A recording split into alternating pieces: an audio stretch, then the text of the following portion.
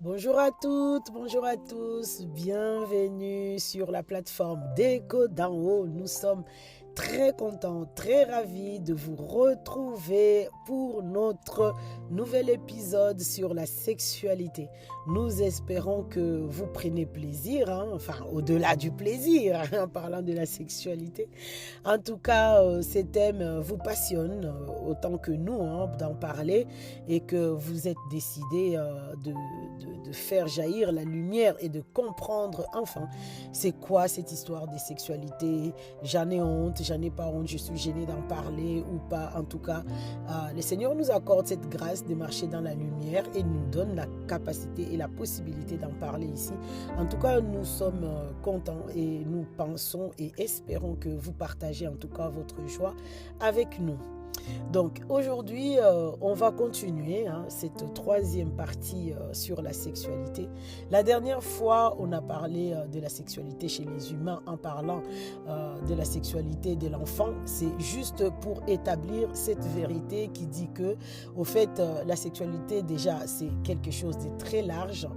C'est pas du tout confiné au rapport sexuel et que c'est un apprentissage qui commence très très tôt et déjà dans l'enfance. Et le principe même qui soutient la sexualité, on voit que c'est vraiment la recherche de l'union, du rapprochement, du lien, de l'unité avec l'autre. L'autre, pour un enfant, à son niveau, ça va être avec ses parents. Et pour le couple, en tout cas, ça va être mon conjoint, ma conjointe. Et si vous regardez bien, si ces principes est établi, si un enfant grandit dans un milieu où on lui a fait vivre ce premier niveau de la sexualité, ça sera demain un adulte, mais vraiment équilibré, qui n'aura aucun souci par rapport à la sexualité. Aucun souci. Pourquoi? Parce qu'il aurait appris le principe même de la sexualité. C'est-à-dire que la sexualité, c'est l'attitude, c'est le comportement où je vise, où je cherche à faire plaisir, à procurer le bien-être à quelqu'un d'autre. Où est-ce qu'on retrouve ce passage-là? On retrouve ces passages dans 1 Corinthiens chapitre 7 au verset 4. Où c'est l'apôtre Paul qui nous dit « La femme n'a pas autorité sur son propre corps, mais c'est le mari. Et pareillement, le mari n'a pas autorité sur son propre corps, c'est sa femme. » C'est vraiment le principe qui soutient, qui tend, qui régit au fait la sexualité. Et ça s'apprend très tôt. Très tôt, depuis que l'enfant sort du ventre de sa mère, ou même bien au-delà, on apprend c'est quoi la sexualité. La sexualité, c'est vraiment le comportement, c'est l'attitude des cœurs, c'est le travail qui fait que je veux me rapprocher de l'autre, je veux devenir un avec l'autre. Pour que je devienne productive, que je sois épanouie, que j'accomplisse mon mandat, que j'accomplisse ce que je suis venu faire sur la terre, je dois être en union, en fusion avec l'autre. Ça s'apprend très vite, ça s'apprend très tôt, dans l'enfance déjà. Et le summum, on a parlé de l'enfant qui marchande, en tout cas ses besoins. Pourquoi? Parce qu'il voit que, oulala, j'ai fait autant plaisir à mes parents. Déjà, le bénéfice, c'est que ça lui fait plaisir aussi de voir qu'il devient un avec ses parents. Il fusionne avec ses parents. Il leur fait plaisir. Bon, après, si les parents eux-mêmes introduisent quelque chose de vicieux en donnant des récompenses de manière exagérée, là, ils vont dévier carrément l'objectif de la chose. C'est pas bon. Il faut rester dans l'équilibre. Récompense, oui, d'accord, encouragement, oui, mais attention, ne faites pas tourner que l'enfant ne vous fasse pas le chantage vicieux, parce que vous savez, un enfant, c'est un Adam qui n'est pas encore né de nouveau. Il peut bien vous avoir, même s'il a 2 ans.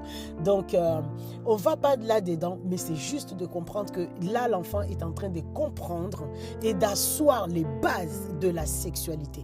Et si l'enfant a bien intégré ça, demain, l'adulte qu'il sera, il n'aura pas de mal à donner. Il n'aura pas de mal à fusionner, à devenir un, à se rapprocher des autres, à être un être social et à un niveau ou à un autre. Jusqu'au mariage, il saura que je ne vis pas pour moi, mon corps ne m'appartient pas, mon corps est là pour faire plaisir à l'autre. C'est ça le principe que Paul est en train de nous parler dans ces passages de 1 Corinthiens 7. Le corps de l'homme ne lui appartient pas, le corps de la femme ne lui appartient pas. C'est-à-dire que je ne peux pas me procurer du plaisir moi-même. D'accord? Je ne peux pas me procurer. C'est pour ça la masturbation est contre, la masturbation n'est pas la pensée de Dieu. La masturbation est un principe qui casse le principe de la sexualité. On ne se fait pas plaisir à soi. Non. On fait plaisir à l'autre. On donne à l'autre. Je ne sais pas comment, j'espère que vous me suivez et que vous me comprenez. Hein. Ça ne veut pas dire non plus que je vais me molester, que je ne me fais pas du bien. Non, pas du tout. Bien au contraire, je prends soin de moi. Mais la sexualité, c'est vraiment ces principes qui m'amènent à aller vers l'autre, à lui faire du bien, à les sécuriser. C'est ça la sexualité. Et ça s'apprend très vite depuis les berceaux. Un enfant qui comprend ça, demain, il n'aura pas du tout de mal avec le principe de la sexualité. Donc, après avoir établi toutes ces vérités sur la base même de la sexualité, nous comprenons que dans le cadre du couple, dans le cadre du mariage, la sexualité va aller à un niveau, le summum en fait, de ces rapprochements, de cette union, de cette unité. Dans le cadre du mariage seulement, c'est là que cet ensemble d'attitudes, de comportements va pousser les bouchons beaucoup plus loin, beaucoup plus en profondeur, au point d'unir, de rapprocher même nos organes sexuels. Et c'est là qu'on va parler des rapports sexuels. J'espère que on s'est compris. Donc, bien au-delà, la sexualité et l'ensemble des comportements, on le trouve dans la nature, on le trouve chez les plantes, les animaux, on le trouve chez les humains. Et chez les humains, on a vu que, on ne le trouve pas que dans la vie des adultes. Et ce n'est pas du tout le rapport sexuel. La sexualité est bien large. Mais arrivé dans le mariage, dans la relation profonde entre un homme et une femme, c'est là où cet ensemble de comportements va s'élargir, va aller beaucoup plus profond, beaucoup plus loin au rapprochement des organes sexuels entre un homme et sa femme. Et bien évidemment, ces organes sexuels qui vont se rapprocher aussi, qui vont fusionner aussi, ne vont pas échapper au même principe de la sexualité. Quel est ce principe-là? Oui, je ne me procure pas du plaisir à moi-même. Toi, tu ne te procures pas du plaisir à toi-même. C'est moi en face de toi qui te procure du plaisir et c'est toi en face de moi qui me procure du plaisir. Donc, on comprend bien que, bien évidemment, la sexualité n'a vraiment, c'est pas du tout, ça ne se limite pas sur le rapport sexuel. Le rapport sexuel, comme on le dit en cuisine, le rapport sexuel est la cerise sur les gâteaux de la sexualité. Amen. Les rapports sexuels, c'est la cerise sur les gâteaux, c'est la décoration, c'est la touche finale au fait, si on veut dire ça comme ça, la touche finale de la sexualité. Donc, ce n'est pas avec tout le monde que je vais non plus aller m'unir dans ces sens-là. Et comprenons la dernière chose, le dernier point que nous allons énumérer ici. Bien évidemment, la sexualité, c'est Dieu qui l'a créée. La sexualité fonctionne sur la base d'un principe que Dieu a établi. Et la sexualité, c'est vraiment... la sexualité est large et ça va trouver son apogée, en tout cas, dans le cadre du mariage entre un homme et une femme. Et c'est ça qui lui donne le caractéristique, en tout cas, de quelque chose de sacré. C'est sacré parce qu'on ne peut pas l'utiliser n'importe comment, on ne peut pas le vivre n'importe comment, on ne peut pas le faire n'importe comment. Et oui, même le rapport sexuel, on ne peut pas s'autoriser à le faire n'importe comment.